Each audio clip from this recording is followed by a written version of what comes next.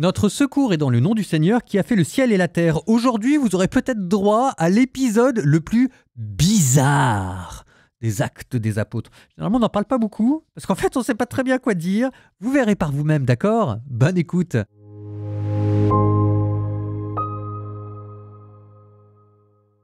Actes des Apôtres, chapitre 5. Un homme du nom d'Ananie, avec son épouse Saphira, vendit une propriété. Il détourna pour lui une partie du montant de la vente, de connivence avec sa femme, et il apporta le reste pour le déposer aux pieds des apôtres. Pierre lui dit : « Ananie, comment se fait-il que Satan ait envahi ton cœur pour que tu mentes à l'Esprit Saint, et que tu détournes pour toi une partie du montant du domaine? Tant que tu le possédais, il était bien à toi, et après la vente, tu pouvais disposer de la somme, n'est-ce pas? Alors, pourquoi ce projet a-t-il germé dans ton cœur? Ce n'est pas aux hommes que tu as menti, mais à Dieu. » En entendant ces paroles, Ananie tomba et il expira. Une grande crainte saisit tous ceux qui apprenaient la nouvelle. Les jeunes gens se levèrent, enveloppèrent le corps et ils l'emportèrent pour l'enterrer. Il se passa environ 3 heures. Puis sa femme entra, sans savoir ce qui était arrivé. Pierre l'interpella. « Dis-moi, le domaine, c'est bien à ce prix-là que vous l'avez cédé ?» Et elle dit : « Oui, c'est à ce prix-là. » Pierre reprit : « Pourquoi cet accord entre vous pour mettre à l'épreuve l'Esprit du Seigneur ? Voici que sont à la porte les pas de ceux qui ont enterré ton mari, et ils vont t'emporter. » Et aussitôt, elle tomba à ses pieds, et elle expira. Les jeunes gens qui rentraient la trouvèrent morte, et ils l'emportèrent pour l'enterrer auprès de son mari. Une grande crainte saisit toute l'Église et tous ceux qui apprenaient cette nouvelle. Par la main des apôtres, beaucoup de signes et de prodiges s'accomplissaient dans le peuple. Tous les croyants d'un même cœur se tenaient sous le portique de Salomon. Personne d'autre n'osait se joindre à eux. Cependant, tout le peuple faisait leur éloge. De plus en plus, des foules d'hommes et de femmes, en devenant croyants, s'attachaient au Seigneur. On allait jusqu'à sortir les malades sur les places, en les mettant sur des civières et des brancards. Et ainsi, au passage de Pierre, son ombre couvrirait l'un ou l'autre. La foule accourait aussi des villes voisines de Jérusalem en amenant des gens malades ou tourmentés par des esprits impurs, et tous étaient guéris. Alors intervint le grand prêtre, ainsi que tout son entourage, c'est-à-dire le groupe des Sadducéens qui étaient remplis d'une ardeur jalouse pour la loi. Ils mirent la main sur les apôtres et les placèrent publiquement sous bonne garde. Mais, pendant la nuit, l'ange du Seigneur ouvrit les portes de la prison et les fit sortir. Il leur dit : « Partez, tenez-vous dans le temple, et là, dites au peuple toutes ces paroles de vie. » Ils l'écoutèrent, et dès l'aurore, ils entrèrent dans le temple, et là, ils enseignaient. Alors arriva le grand prêtre, ainsi que son entourage. Ils convoquèrent le Conseil suprême, toute l'assemblée des anciens d'Israël, et ils envoyèrent chercher les apôtres dans leur cachot. En arrivant, les gardes ne les trouvèrent pas à la prison. Ils revinrent donc annoncer : « Nous avons trouvé le cachot parfaitement verrouillé, et les gardes en faction devant les portes, mais quand nous avons ouvert, nous n'avons trouvé personne à l'intérieur. » En entendant ce rapport, le commandant du temple et les grands prêtres, tout perplexes, se demandaient ce qu'il adviendrait de cette affaire.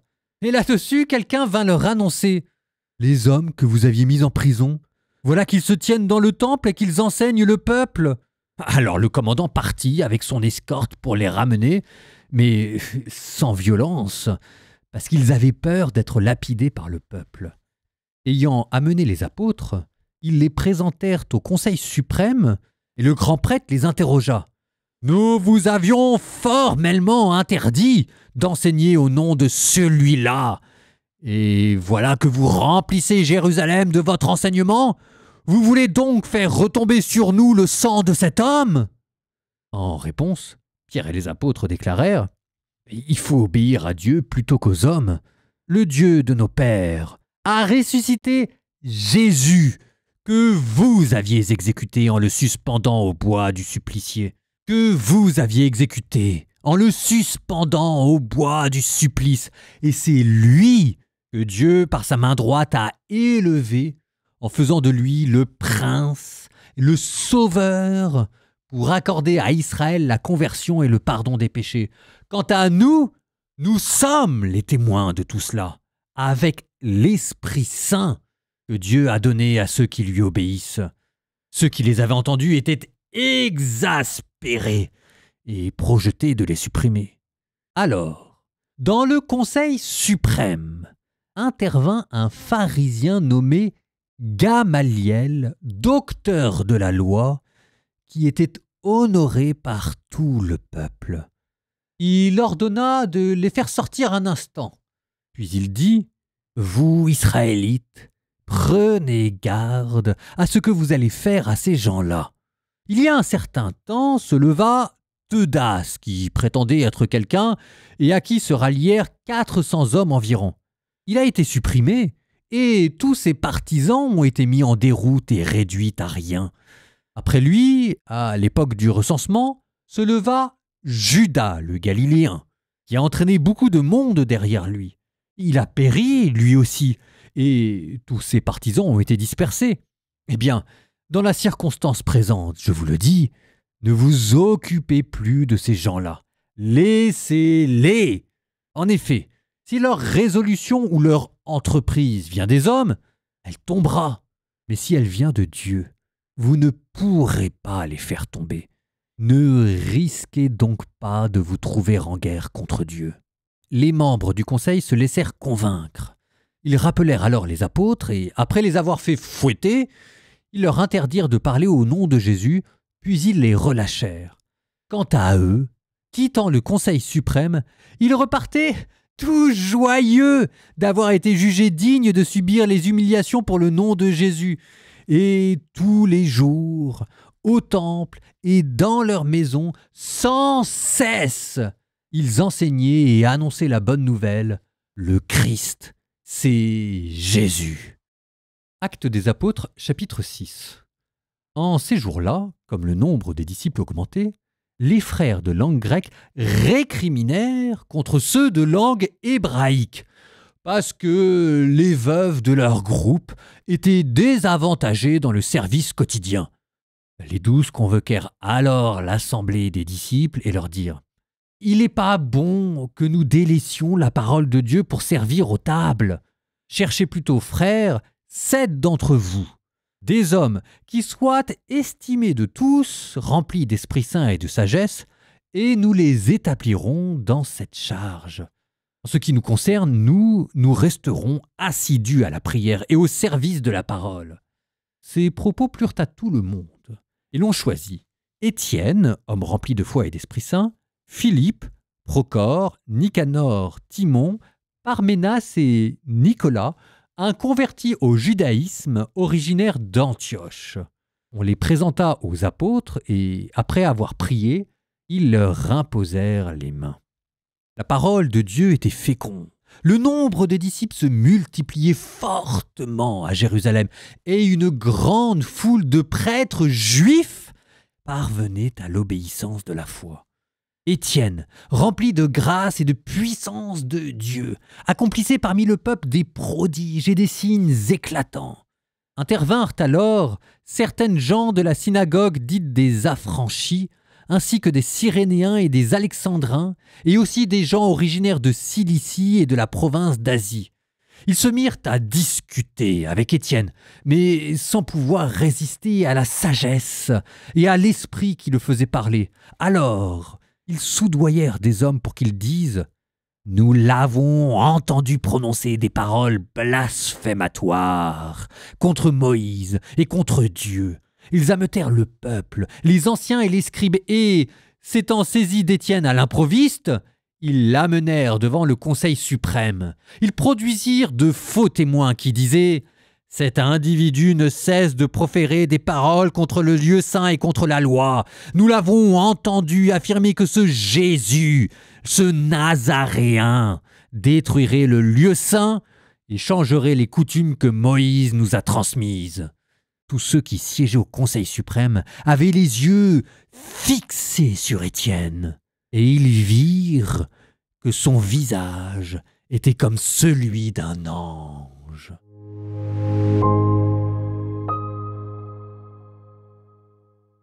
C'est tellement riche qu'on ne sait pas très bien quoi dire. Entre l'arrestation et la délivrance de Pierre, qui est calqué exactement comme un récit d'apparition du Christ, vous voyez comment est-ce que Pierre est devenu une image de Jésus, entre la défense de Gamaliel, Gamaliel c'était un pharisien très connu, en fait c'est une manière d'introduire Saint Paul sans l'introduire, parce qu'en fait Gamaliel c'était le maître de Saint Paul, sauf que c'est une introduction tout en contraste. C'est d'ailleurs assez curieux parce que Gamaliel, petit-fils probable d'Hillel, donc représentant de l'école modérée, comment a-t-il pu former un pharisien aussi redoutable que Paul? Enfin bref, Gamaliel défend les chrétiens.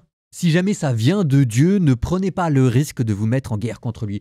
Ce qui est la différence entre un grand chef et un petit chef. Le petit chef, dans le doute, il interdit. Le grand chef, dans le doute, il autorise. Ça n'empêche pas de surveiller de très près. Mais c'est ça la différence entre un grand et un petit chef. Vous avez eu également l'institution des 7, les diacres. Je dis diacre, en grec diakonos, le serviteur. Ici, qui correspond à un ministère institué qui va prendre beaucoup de place et qui, plus tard, deviendra dans l'Église un des 3 degrés de la cléricature. Diacre, diakonos en grec, prêtre, presbytéros dans le grec du Nouveau Testament, et évêque, épiscopos. Alors peut-être qu'on ne prête qu'aux riches, peut-être qu'on n'avait pas tout à fait conscience que ça deviendra un des 3 états de la cléricature, encore que, parce que Paul mentionne déjà des diacres dans la lettre aux Philippiens à Timothée, et Ignace d'Antioche dès le début du IIe siècle, mais les diacres aux côtés de l'évêque et des presbytres. Donc en fait peut-être que si, Sauf que les disciples vont se faire déborder. Je pense que nos 7 diacres ont légèrement outrepassé le mandat qu'ils ont reçu de la part des apôtres. Voilà que tout de suite ils vont se mettre à prêcher, et c'est ainsi que, entre guillemets, malgré elle, l'Église va se retrouver embarquée dans la prédication des 7. Vous verrez, on n'a pas fini de voir le bazar qu'ils vont mettre. Revenons maintenant un instant sur Ananie et Saphir, cet épisode bizarre des Actes des Apôtres. C'est assez étonnant parce que personne n'en parle, personne n'est au courant de cette histoire et en fait on est un peu mal à l'aise. Alors faites attention, c'est pas Pierre qui les tue et c'est pas non plus Dieu qui les tue, c'est pas une vengeance divine. En fait c'est Pierre qui dévoile la vérité de leur cœur et quand ça leur arrive dans la figure, c'est comme s'ils faisaient une crise cardiaque en réalisant ce qui est en train de se passer. En fait, la scène est construite comme une anticipation du jugement dernier. Se retrouver devant l'Église, c'est déjà être devant Dieu. Regardez Pierre, ça déborde de tous les côtés. Vraiment, la puissance de Dieu est en lui. Forcément, quand vous avez Pierre en face de vous, vous êtes devant le feu vivant et vous vous rendez compte de ce que vous avez fait. Pierre, son ombre suffit à guérir les malades, vous dit le texte. Donc vous, vos mensonges devant lui, ça vous retombe à la figure. L'Église est devenue le lieu du dévoilement et vous ne pouvez pas tromper Dieu. Ça finit toujours par vous retomber à la figure. C'est ça ce que ça veut dire. Tous les scandales finissent par se savoir dans l'Église. En tout cas, moi, c'est ce que je crois et c'est ce que j'espère d'ailleurs. Il y a un péché grave, ça peut pas être pris à la légère. Et que la crainte de Dieu, c'est pas fait pour les petits cochons. Je le redis, pour comprendre l'anecdote, il faut voir par-delà le jugement dernier qu'il préfigure. Sauf qu'ici, ce jugement, il se fait devant Pierre. Pierre qui est à la tête de l'Église, c'est lui qui sur terre est une image de l'ange de Dieu qui apporte le jugement parce qu'il dévoile les pensées des cœurs. Bon c'est ça aussi la mission de l'Église, dévoiler les pensées des cœurs. Tous les péchés que vous voulez, mais pas de compromission et pas de mensonge. Psaume 138, première partie. Tu me scrutes, Seigneur, et tu sais quand je m'assois, quand je me lève. De très loin, tu pénètres mes pensées. Que je marche ou me repose, tu le vois. Tous mes chemins te sont familiers. Avant qu'un mot ne parvienne à mes lèvres, déjà, Seigneur, tu le sais. Tu me devances et me poursuis, tu m'enserres.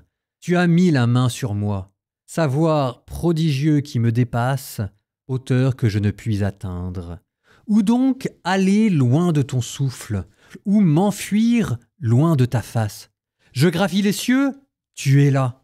Je descends chez les morts, te voici. Je prends les ailes de l'aurore et me pose au-delà des mers. Même là, ta main me conduit, ta main droite me saisit.